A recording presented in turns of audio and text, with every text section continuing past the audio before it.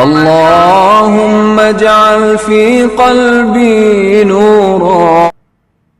بسم اللہ الرحمن الرحیم. تاریخ اسلامی ہند، ہندوستان کی عظیم تاریخ کا مکمل خاکہ. مغلیہ سلطنت کے عروج و زوال کی مکمل تاریخ. ایپیسوڈ 31. جلال الدین محمد اکبر کا دور حکومت.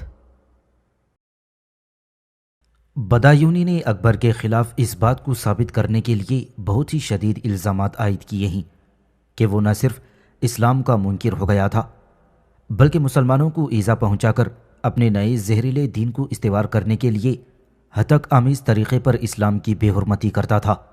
اس کا کہنا ہے کہ اکبر پیغمبری کا مدعی تھا اور اس کے متعلق یہ بھی شبہ ہے کہ وہ خدائی کے اعلان کا خواہش مند تھا. ان میں سے بعض الزامات کی پادریوں نے بھی تائید کی ہے. ایک زمانے میں بدایونی اور پادریوں کے بیانات کو تقریباً ان کے لغوی معنوں میں قبول کر لیا گیا تھا، لیکن بغور مطالعے کے بعد ان میں سے اکثر غیر مدلل اور مبالغہ آمیز ثابت ہوئے ہیں، بلکہ یہ پتہ چلا ہے کہ جان بوجھ کر ان کی غلط تعبیر کی گئی ہے. تاریخ کے بہت سے علماء نے ان بیانات کو غور سے مطالعہ کیا ہے اور وہ تقریباً سبھی اس مسئلے کی چھان بین کرنے کے بعد اس نتیجے پر پہنچے ہیں کہ اکبر کے مذہبی اور سیاسی نظریات کو صحیح طریقے سے سمجھنے کے لیے بدایونی اور جیسویٹ پادریوں کے بیانات پر بھروسہ کرنا نامناسب ہے، کیونکہ ان کے پاس صحیح معلومات کی کمی تھی اور وہ حقائق کو صحیح اور غیر جانبدارانہ طریقے سے سمجھنے سے قاصر تھے. ابوالفضل کے بیانات گو نسبتاً زیادہ قابل اعتماد ہیں، لیکن ان میں فارسی طرز بیان کی بے اعتدالی اور افراد پائی جاتی ہے اور ذاتی احسان مندی اور ہیرو پرستی کے گہرے جذبات اس میں نمایاں ہیں. اکبر کے زمانے سے لے کر آج تک کسی نامور فارسی مورخ نے بدایونی کے نظریات کی تائید نہیں کی. بلوخمن اور سمتھ کا کہنا ہے کہ اکبر اسلام سے بالکل منحرف ہو گیا تھا، لیکن بیوروچ کا عقیدہ یہ ہے کہ اس نے کبھی بھی اپنے ابتدائی مذہبی عقائد سے انحراف نہ کیا. تاہم اس کا خیال یہ ہے کہ اسلام کی صداقت کے بارے میں متشکک تھا. کاؤنٹ نویل اکبر کے مسلک کو ایک قسم کا پارسی صوفی ہندو مذہب کہتا ہے اور یہ اظہار خیال کرتا ہے کہ اکبر اسلام کے غلبے کو ختم کرنا چاہتا تھا.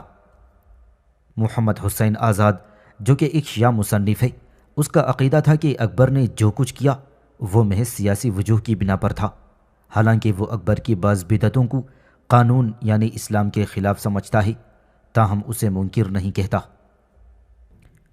شبلی نعمانی بھی اکبر کو اسلام سے متنفر یا منکر نہیں سمجھتا، بلکہ اس کے برخلاف اس کا عقیدہ یہ ہے کہ اکبر کا رویہ خلفائے راشدین کے رویے سے مطابقت رکھتا تھا.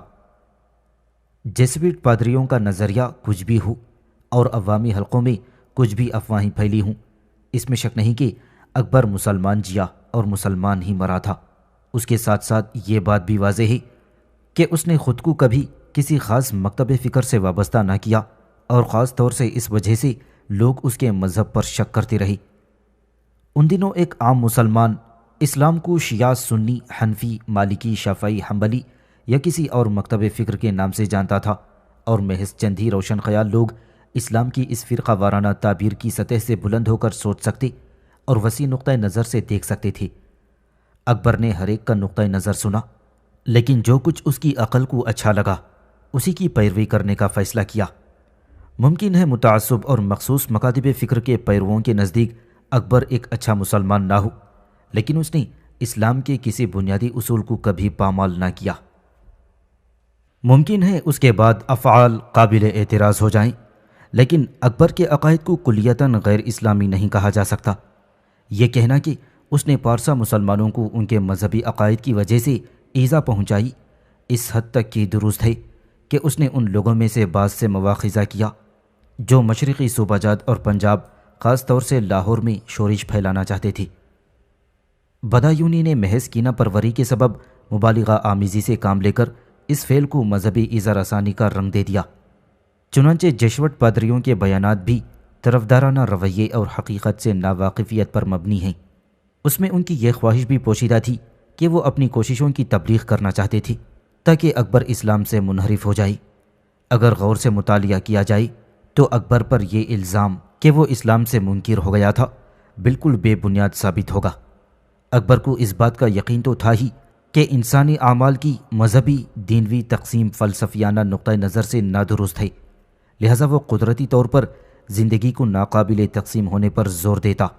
اس کا عقیدہ تھا کہ انسان اپنے ہر فعل کا خواہ وہ کتنا ہی معمولی کیوں نہ ہو خدا کے سامنے جواب دہ ہے۔ جو ہی انسان میں شعور اجاگر ہوتا ہے وہ خدائے حاضر و ناظر اور قادر مطلق کے روبرو رہتا ہے اور اس کی نگاہوں سے بچ نہیں سکتا۔ اسی وجہ سے وہ ہمیشہ اس بات کا کوشاں رہتا ہے کہ اگر ممکن ہو سکے تو خدا کی مرضی معلوم کر لے اور اس کی اطاعت کرے۔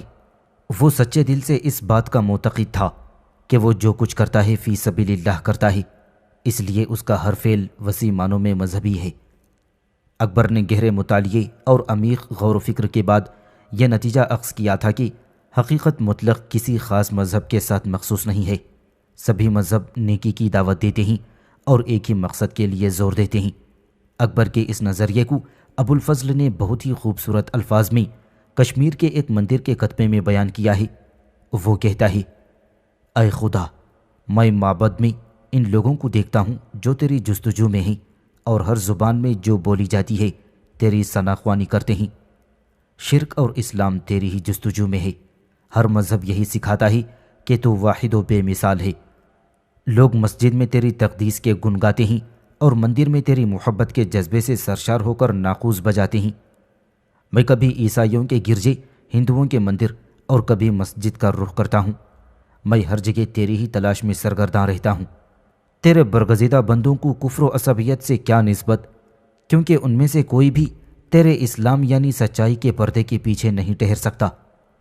کفر کافر کو اور دین دین پرست کو مبارک، لیکن گلاب کی پنکھڑیوں کی خاک کی نسبت تو عطار ہی کے دل سے ہو سکتی ہے۔ چنانچہ اکبر کو جب اس بات کا احساس ہوتا کہ لوگ اپنی ضد کے سبب حقیقت اعلیٰ سے منہ موڑ لیتے ہیں اور اس بات کو سمجھنا نہیں چاہتے کہ آپس میں صلح صفائی کے ساتھ رہا جا سکتا ہے، راہ خدا کی تلاش میں آگے بڑھا جا سکتا ہے اور نیکی اور پاک دامنی کی زندگی گزاری جا سکتی ہے، تو اسے بہت دکھ ہوتا۔ وہ کہا کرتا تھا کہ حالانکہ میں اتنی وسیع سلطنت کا مالک ہوں اور حکمرانی کی ساری لذات میری مٹھی میں ہیں، لیکن کیونکہ حقیقی بڑائی خدا کے احکام کی پابندی میں ہے، لہٰذا جب میں عقائد میں اس قدر اختلاف و افتراق دیکھتا ہوں تو میرا دماغ پریشان ہو جاتا ہے۔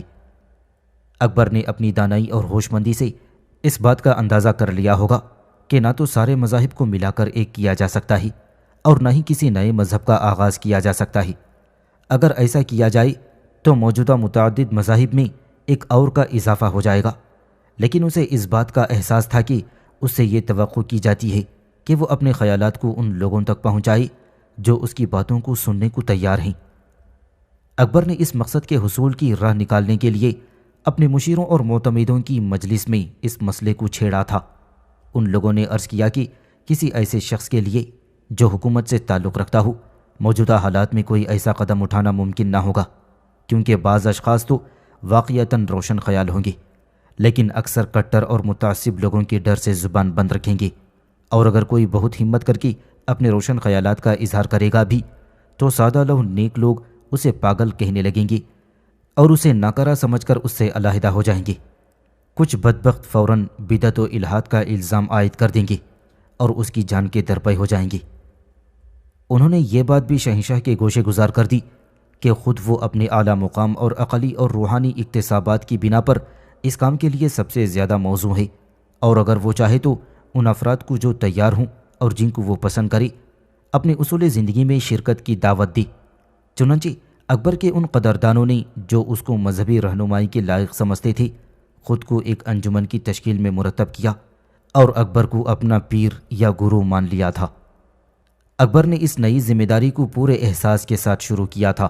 اس کا کہنا تھا کہ مرید بنانے کا مقصد یہ ہے کہ اسے اطاعت خدا کی ہدایت پر لایا جائے، نہ یہ کہ اپنا ذاتی خدمتگار بنا لیا جائے۔ ایک روحانی مرشد کا کام یہ ہوتا ہے کہ وہ اپنے مرید کی روحانی کیفیت کا اندازہ کرے، اس کی اصلاح کرے، نہ کہ حبشیوں کی طرح زلفیں بڑھا لے اور پھٹی قبا میں پیوند لگا کر رسم مباحثات شروع کر دے۔ ہم کو اس بات سے بحث نہیں کہ آیا اکبر روحانی کیفیات کے ادراک کے لائق تھا یا نہیں۔ اس نے خود بھی کبھی اس بات کا دعویٰ نہیں کیا تھا کہ وہ روحانیت کی آخری منزل پر پہنچ گیا ہے، لیکن وہ خود کو اس بات کے لیے بہت سے دوسرے گروہوں، پیرووں اور روحانی مفسروں کی نسبت جو کہ ہندوستان میں فراوانی کے ساتھ پائے جاتے تھے زیادہ موزوں سمجھتا تھا۔ اس کی یہ انجمن پوری متانت و ضابطہ اور سادگی کے ساتھ تھوڑے آدمیوں سے شروع ہوئی تھی۔ اس انجمن میں ہر ایک کو شرکت کی اجازت نہ تھی اور صرف وہ لوگ ہی اس کے رکن بن سکتے تھے جو اس میں شرکت کے خواہاں ہوں اور جن کو شہنشاہ منظور کرے۔ نئے اراکین کی قبولیت کے لیے اتوار کا دن مقرر تھا۔ مبتدی اپنے ہاتھ میں پگڑی لے کر اپنا سر شہنشاہ کے قدموں پر رکھتا، شہنشاہ اسے اپنے ہاتھوں سے اٹھاتا اور اس کے سر پر پگڑی رکھتا، پھر اکبر اسے اپنا ضابطہ دیتا جسے صوفیانہ اصطلاح میں شست کہتے ہیں۔ مرید اس کی تکرار کرتا اور مراقبہ کرتا۔ یہ شست ایک تختی پر کندہ ہوتا جس پر اکبر کا پسندیدہ کلمہ اللہ اکبر بھی ہوتا۔ مرید کو اکبر کی ایک چھوٹی سی تصویر بھی دی جاتی جسے وہ اپنی پگڑی میں رکھے رکھتا، اور ہر ایک مرید کو یہ بھی سکھایا جاتا کہ وہ اپنے فرائض کس طرح انجام دے۔ مرید سے یہ توقع کی جاتی کہ وہ اپنے دل کا راز بے کم و کاست بیان کر دے، اور پھر اکبر اسے اپنی بہترین نصیحت سے نوازتا۔ انفرادی پند و نصائح اور ہدایات کے علاوہ اس سلسلے کے ماننے والے آپس میں جب ملتے تو سلام کے بجائے اللہ اکبر یعنی خدائے بزرگ و برتر کہتی، اور جواب میں دوسرا شخص جل جلالہ اس کی شان بلند و بالا کہتا۔ ان کو یہ نصیحت بھی کی جاتی کہ جہاں تک ممکن ہو وہ گوشت خوری سے پرہیز کریں اور کم از کم اپنی پیدائش کے مہینے میں گوشت کو چھوئیں تک نہیں۔ مریدین کو یہ بھی ہدایت تھی کہ اپنی پیدائش کے دن خوب عمدہ ضیافت دیں اور خیر خیرات کریں۔ نابالغ لڑکیوں، بانجھ، حاملہ اور بوڑھی عورتوں سے مباشرت نہ کریں۔ یہ بتانا ممکن نہیں کہ آیا ان مریدوں کو ان امور کے علاوہ جو سرکاری اسناد میں درج ہیں کچھ اور بھی کام کرنا پڑتے تھے۔ آفتاب و نور کے متعلق اکبر کے جو عقائد اور ذاتی توہمات و خیالات تھے وہ دین الہی کا جز نہیں تھے۔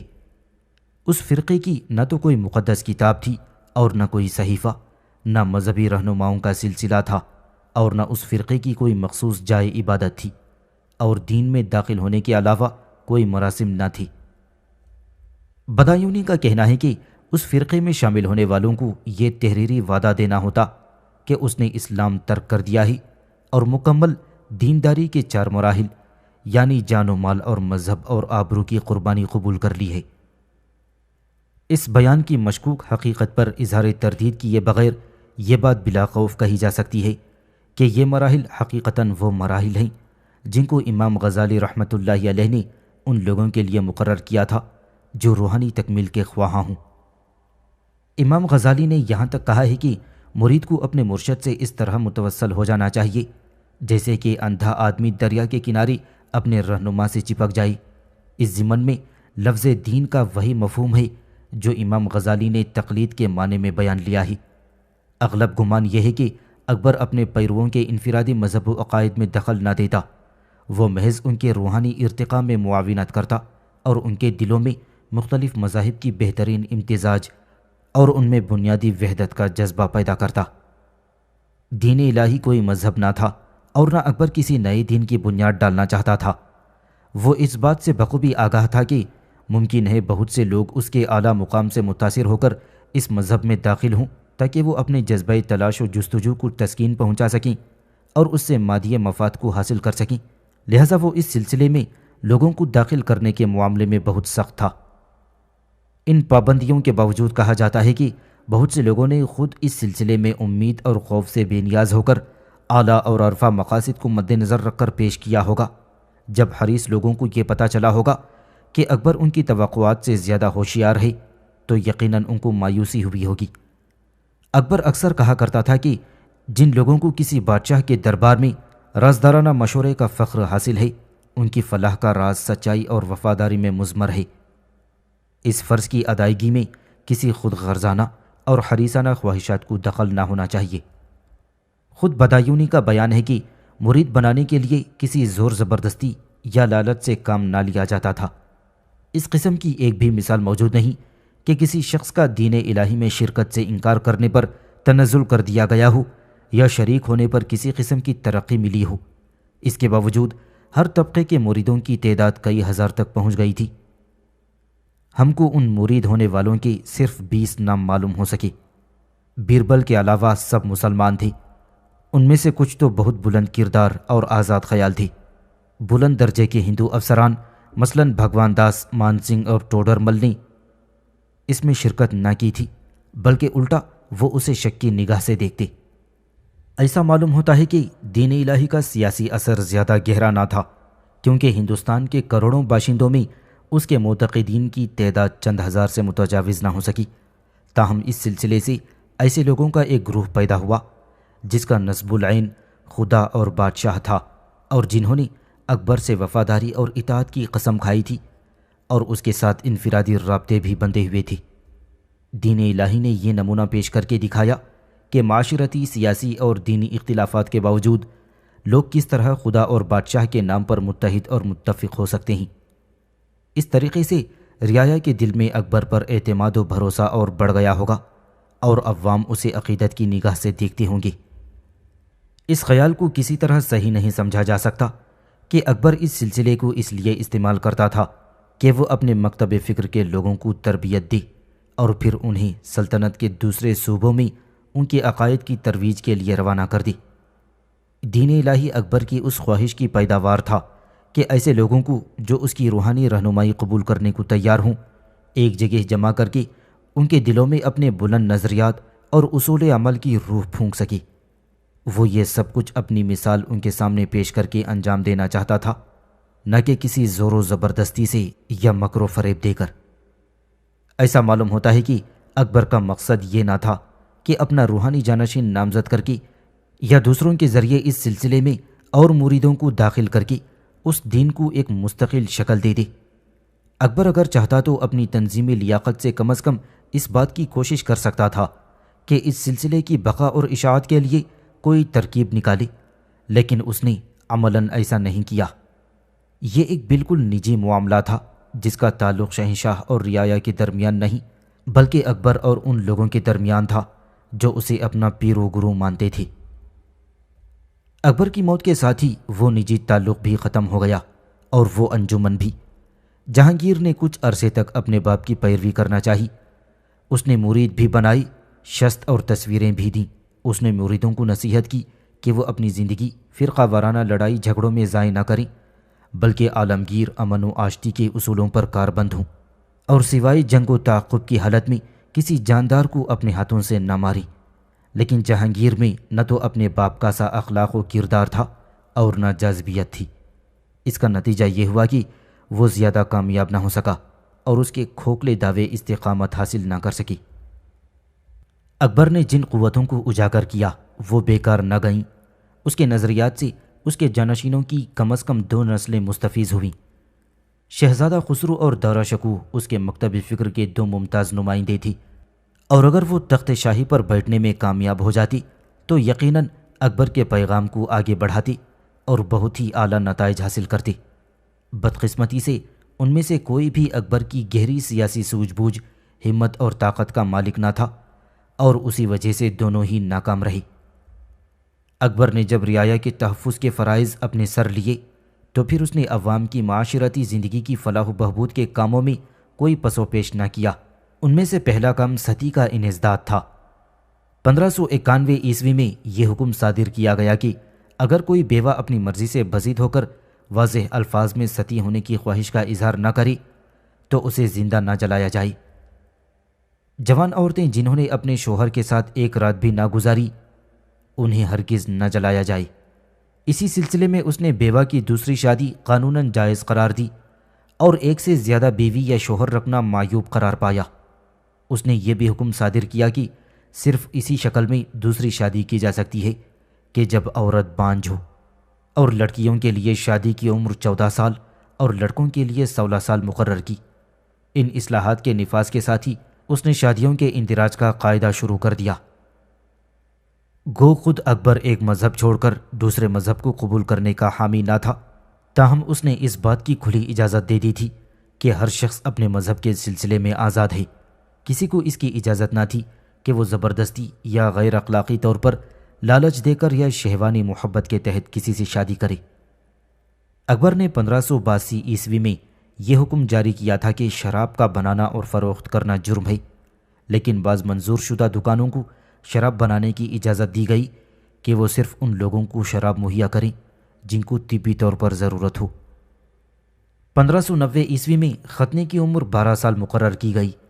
طوائفوں اور بد چلن عورتوں کو شہر کے باہر ایک بستی میں رکھا گیا اور پولیس کو یہ ہدایت کی گئی کہ جو لوگ اس علاقے میں آمد و رفت رکھتے ہیں ان پر نگاہ رکھی جائے اور ان کے ناموں کا اندراج کر لیا جائے۔ جو لوگ ان عورتوں کو اپنے یہاں بلائیں ان کے لیے بھی یہی حکم تھا۔ اعلیٰ افسروں پر اگر طوائف بازی کا الزام عائد ہوتا تو انہیں تنبیہ کی جاتی اور کبھی کبھی سزائیں بھی دی جاتی۔ اکبر ہندوستان میں فقیروں کی بڑھتی ہوئی تعداد سے متفکر تھا۔ وہ کہا کرتا تھا کہ میں چاہتا ہوں کہ میری سلطنت سے فقیری نابود ہو جائے۔ صدیوں کی پرانی لعنت کو مٹانا واقعتاً مشکل کام تھا، لیکن اس نے پولیس کو حکم دیا کہ وہ فقیروں پر کڑی نگاہ رکھیں، ان کے چال چلن کا پتہ لگائیں اور جن لوگوں نے غربت کے سبب فقیری اختیار کی ہو انہیں ملازمت دلائیں۔ مشتبہ چال چلن کے لوگوں کو شہر سے نکال دیا جائے اور ملنگوں اور قلندروں سے سختی کا برتاؤ کیا جائے۔ اکبر بالطبع تجسس پسند تھا۔ وہ جن لوگوں سے ملتا ان سے مذہب، ثقافت و تمدن، فلسفہ اور علوم کے بارے میں معلومات حاصل کرتا۔ اس کی ہدایت پر عربی، سنسکرت، فارسی اور حتیٰ کہ یونانی زبانوں کی کتابوں کا ترجمہ کیا گیا تھا۔ جن کتابوں کا شروع میں ترجمہ کیا گیا ان ابتدائی کتابوں میں سنگھاسن بتیسی کا 1574 عیسوی میں خرو افزا نامہ کے نام سے ترجمہ ہوا تھا۔ حیات الحیوان 1576 عیسوی میں وجود میں آئی۔ اتھروید کا ترجمہ 1576 عیسوی میں اور بائبل کا ترجمہ 1576 عیسوی میں ہوا تھا۔ اسی صدی کے 8ویں عشرے میں مہابھارت کا ترجمہ ہوا اور 1583 سے 84 عیسوی میں رامائن اور بھگوت گیتا کا ترجمہ ہوا تھا۔ 16ویں صدی کے آخری 10 سالوں میں مجموع البلدان کا ترجمہ ہوا جو کہ جغرافیہ کی ایک کتاب ہے۔ 1591 سے 92 عیسوی میں قرآن اور پنچ تنتر اور سرت ساگر کا ترجمہ ہوا۔ 1603 عیسوی میں روم کی تاریخ کی کسی کتاب کا ترجمہ بنام ثمرۃ الفلاسفہ کیا گیا تھا جس میں بعض برگزیدہ ہستیوں کے سوانح حیات ہیں۔ اکبر کی کوششوں کے نتیجے میں جو کتابیں تالیف کی گئیں ان کتابوں میں تاریخ النبی، اکبر نامہ اور آئین اکبری شامل ہیں۔ آئین اکبری کے کچھ حصے کا ترجمہ سنسکرت میں مہیش نامی مؤلف نے کیا تھا لیکن وہ مکمل نہ ہو سکا۔ بقول بدایونی ہندوستان میں 300 سالہ مدت کے دوران فیضی نے 1594 عیسوی میں نلا اور دمینتی کے عشقیہ قصے کو مثنوی کی شکل میں پیش کیا۔ بقول بدایونی ہندوستان میں 300 سالہ مدت کے دوران نظم میں لکھی ہوئی اس سے بہتر کوئی کتاب وجود میں نہیں آئی۔ بیشتر ترجمے نہ تو مکمل تھی اور نہ لفظ بلفظ۔ وہ ایک طرح سے عام قسم کے ترجمے تھے کیونکہ وہ کسی خاص عملی مقصد کے لیے کیے گئے تھے۔